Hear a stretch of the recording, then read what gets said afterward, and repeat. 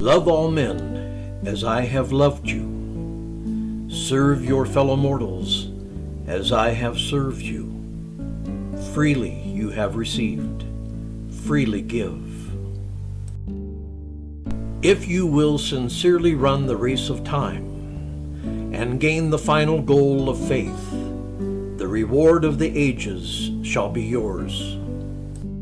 You will be eternally united with your indwelling adjuster. Then will begin your real life, the ascending life, to which your present mortal state is but the vestibule. Then will begin your exalted and progressive mission as finaliters in the eternity which stretches out before you. And throughout all of these successive ages and stages of evolutionary growth, there is one part of you that remains absolutely unaltered, and that is personality, permanence in the presence of change.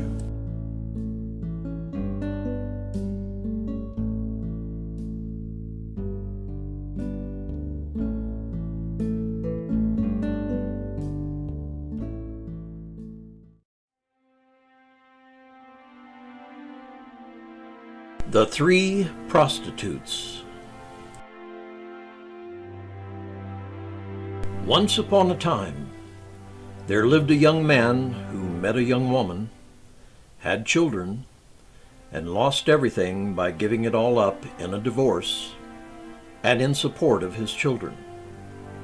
When all was said and done, he had 1 dime to his name.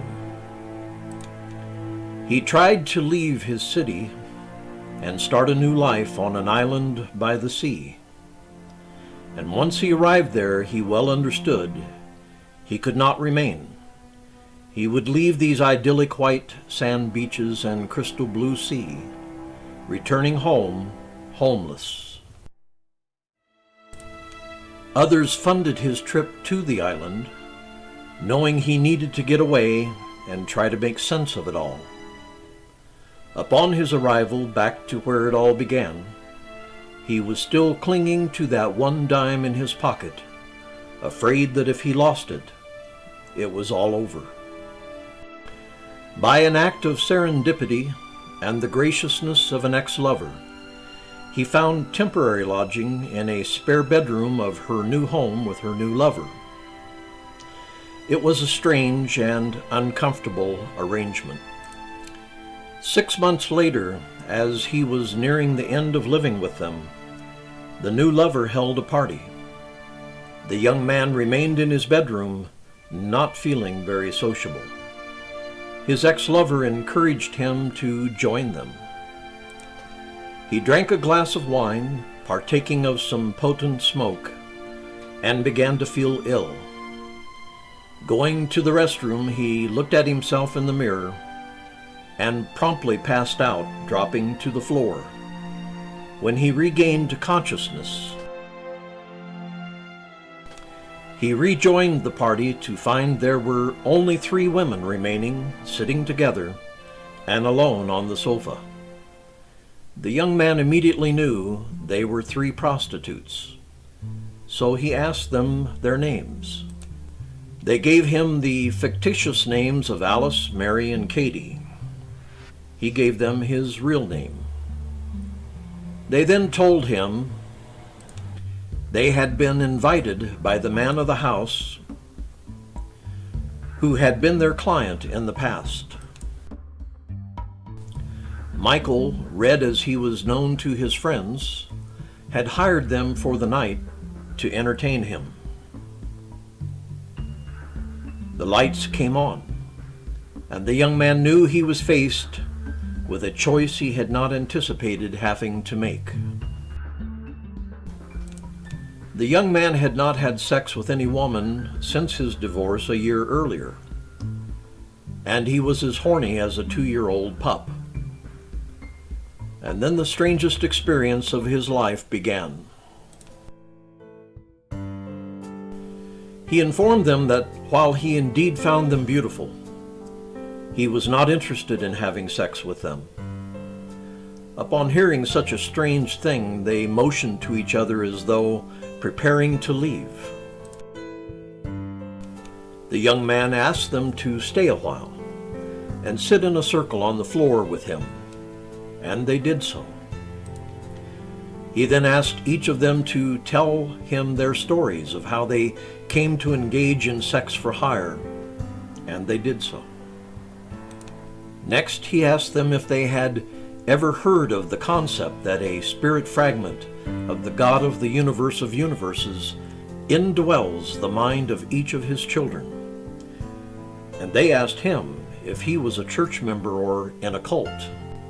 The young man told them that the wisdom which had so freely been given to him was not part of any organized religion or cult. He would, however, freely share what he knew with them if they were interested in knowing more. From that point forward, each of these young women plied him with question after question, to which he patiently responded. He shared with the three of them the meaning of the past history of the human races, where we are going, as a young and tainted civilization with a as yet unrecognized, bright and glorious future. He helped them see into the spirit realities within them and imparted insights into the spiritual realities of the spiritual universes. The young man revealed unto them the fact of the personhood of the Paradise Father. And as a person, this perfectly loving Father is at one and the same time both the farthest removed and closest to them. He further revealed to them the fact of this Father God's perfect and non-judgmental love for each of them, and they broke down and cried. It was now 12 hours later, and 12 noon of the next day.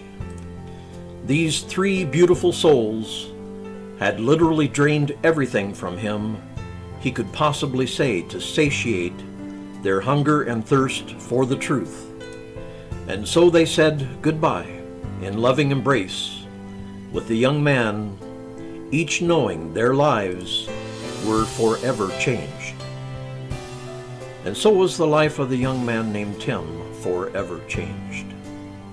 For each of them had a spiritual encounter with the Paradise Father, who was sitting in the room with them, speaking to each of their hearts and minds, and became for each of them during that 12-hour conversation the one true friend, the one true reality each of them came to know, the most perfectly loving, most non-judgmental, and most caring person in the whole of human experience.